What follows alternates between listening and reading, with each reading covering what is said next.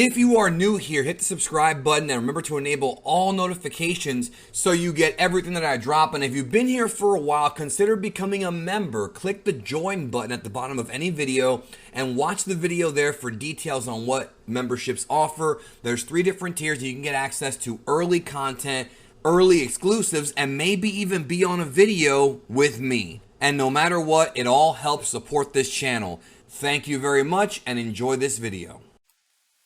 So we've got some massive Dragon Ball Super Chapter 82 spoilers. This is stuff that could actually go somewhere in very interesting directions from now on, not just for the Granola arc, but for all of the franchise. So if you don't want to be spoiled, this video is not for you. The chapter will be out in a couple of days, and we'll have more spoilers too. We're going to have the full summary probably sometime in the next 24 hours. So leave a like right now on the video. It does help me out quite a bit. And if you are new here, hit the subscribe button and enable notifications so you can get all of the news as quickly as possible. Plus, I've got some movie news coming up. I'm waiting to hear back from somebody for some pretty big Dragon Ball Super superhero movie news that I'll be dropping probably early next week on the channel, maybe this weekend depending on when I get it. So there you go. Let's get to the video right now. So we've got some manga panels from the Dragon Ball Super manga, and interestingly enough, a lot of the manga that we saw the previews of, this is a very unique thing because, you know, a week ago or less than a week ago, we saw the official drafts come out, and usually the drafts cover the first few pages of the manga, but not this time.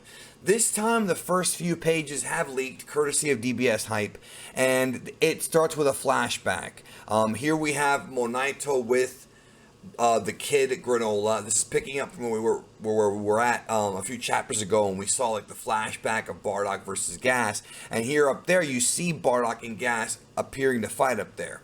Now, notice right here on the left it says 40. That's telling you, you know, 40 years ago. So the chapter actually begins with a flashback. So what we saw in the original draft pages happened later in the chapter. And that's interesting because Toyotaro and Shueisha as a whole are keeping things from us because they want us to read the whole thing, obviously. And this is a new thing for them because the original way they were doing teasers is no longer the case. So moving forward here, we have, now this is interesting. This is a huge deal here, y'all. So Goku remembers in this chapter. This is something that people have wanted to see for a very long time. A lot of Dragon Ball fans have wanted to see this. Goku remembers for the first time the day that Bardock and Gine sent him away right before Frieza destroyed Planet Vegeta. Like, this is a big deal. Now, I know a lot of fans don't like Dragon Ball Minus, and I don't blame you. Dragon Ball Minus was not a very well-written story, and I prefer the original Bardock special version of events. I always have said that. You know, I prefer the original Bardock special from 1990. But this is still interesting because this could go a number of different directions depending on where they want to take it. Now, I know a lot of fans want Bardock to be resurrected and him to reunite with Goku.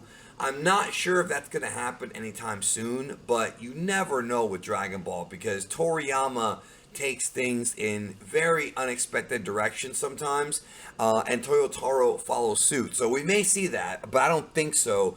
But it's interesting that Goku now remembers the day he was sent away, which of course, even if you've never read Dragon Ball Minus, which by the way is available if you buy the collected Jocko, the Galactic Patrolman manga. If you collect that, you're going to get Dragon Ball Minus in there. If you saw Dragon Ball Super Broly, Dragon Ball Super Broly took the events of Dragon Ball Minus, they animated it, and they added some more scenes. So Goku remembering his father could lead to some big things. Maybe not necessarily him wanting to resurrect his parents, but maybe him wanting to learn more about him, you know, and that's going to be interesting if they go in that direction. Here we have Goku just here. I mean, first of all, I love that picture of Goku. That is a great artwork from Toyotaro and Bardock and Gine sending him away to Earth, and that's him looking, and that's Goku's eye right there, as you can see. You know, there's his eye, and he remembers, and that is a huge deal because that could lead to some major development from Goku. Like, is he going to try to find out about his parents? Where is this part of the story going to go? Leave a comment down below, by the way, if you have any ideas about where this could go. Resurrecting his parents, that does seem a bit cheap. But maybe if, and I don't know if this is the case, but if Bardock and Gine are in the afterlife, perhaps Goku can use Kai-Osama, King Kai, or Supreme Kai, whoever, to go speak to them maybe and find out more about, you know, how they felt about him. Because in the Dragon Ball Minus version of the story, compared to Bardock, the father of Goku, the TV special, Bardock cared more about Goku. He was one of the few Saiyans that had a pure heart, you know, was a good guy. Whereas in the original Bardock special, it took the alien giving him the curse of the vision of the future to actually care about his son. Before then, he didn't give a damn. He was just a ruthless warrior. I want to reiterate what I said earlier. I prefer that version of Bardock to Dragon Ball Minus, but unfortunately, this is where we're at. Like, Toriyama has pretty much taken the bull by the horns and said, this is my version of Bardock, this is the version of Bardock, and that's just the way it's going to be.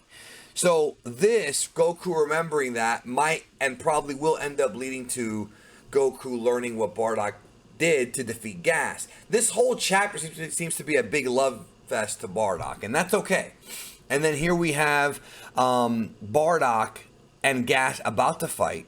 Here we see them confronting each other. This is before Gas got his big power up, and Monaito's there with Granola, whom Bardock knocked out a few chapters ago.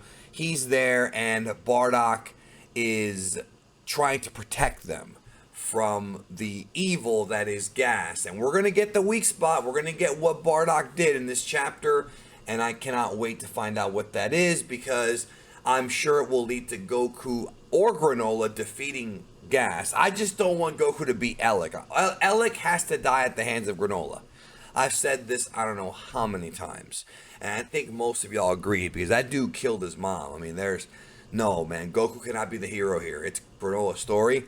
But if Goku can learn how to beat Gas and tell Granola, or at least take Gas out, allowing Granola to defeat Elec, if they're going to go in that direction, that's something that could definitely happen in this chapter, you know. And I really wonder where this Goku and Bardock thing's going to go, yo, because I was never expecting this to happen. You know, the whole story of Goku is that he never cared about his parents because his only family was Grandpa Gohan, and then later on, of course, his friends, Chi-Chi, Gohan, and Goten.